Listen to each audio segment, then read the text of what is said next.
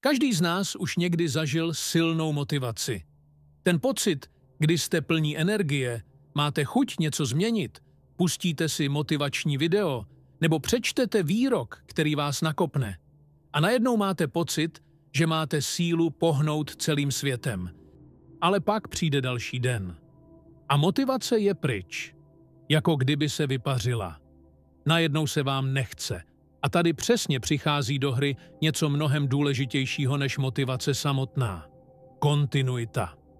Představte si, že chcete vybudovat silné tělo. Neuděláte to jedním tréninkem. Dokonce ani týdnem tréninku. Ale když budete cvičit každý den, 2 desetiminutovky, měsíc po měsíci, výsledky se začnou kupit. Jako malé kamínky, které postupně budují obrovskou horu. Kontinuita je jako neviditelný motor, který pracuje na pozadí vašeho života.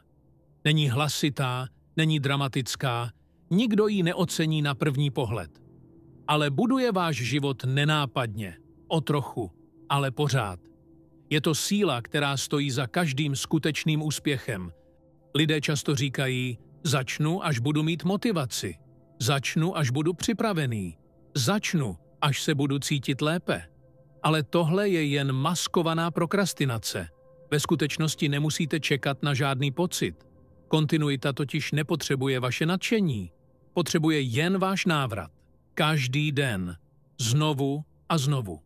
Je v tom jednoduchá pravda.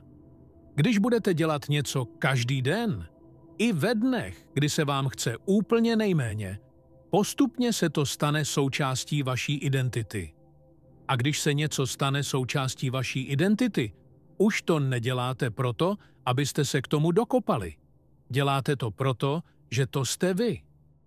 Vzpomínám si na jednu myšlenku. Vítězí ne ten, kdo začne nejrychleji, ale ten, kdo vydrží nejdéle.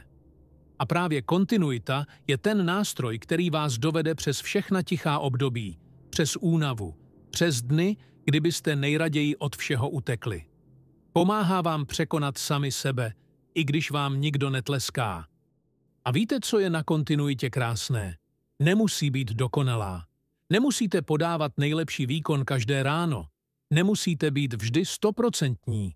Stačí, když se ukážete, když uděláte to minimum, které jste si stanovili. Jako kdybyste podávali ruku sami sobě a říkali, jsem tady, pokračuju. Když se budete každý den učit jednu větu v cizím jazyce, za rok je z vás úplně jiný člověk. Když ušetříte maličkou částku každý den, změní to váš finanční život.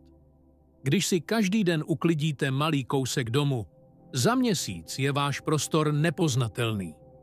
Když každý den uděláte jeden krok, jedno malé gesto směrem k vašemu cíli, už nemůžete zůstat stát.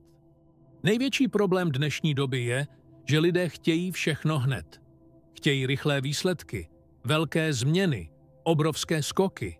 Ale velké skoky často končí tvrdým pádem. Zatímco malé kroky, ty jsou bezpečné, stabilní a fungují. Ať už pracujete na kariéře, zdraví, financích nebo vztazích, kontinuita je základ. Je to most mezi tím, kde jste, a tím, kde chcete být. Možná je ten most dlouhý, možná se táhne víc, než byste chtěli. Ale pokud po něm půjdete každý den, jednoho dne dorazíte. Dnes už víte, že nejde o motivaci. Jde o návraty. Jde o to ukázat se, i když to nejde hladce. Jde o to pochopit, že nic velkého v životě nevzniklo přes noc. A tak přichází otázka. Jste připraveni pokračovat? Jste připraveni se ukázat i zítra? Jestli ano, pak máte v rukou tu největší sílu, která existuje. Sílu kontinuity. A já se vás ptám, jak to máte vy? Držíte kontinuitu, nebo ji vždycky ztratíte po pár dnech? Napište mi to. A zítra vás čeká den číslo 3.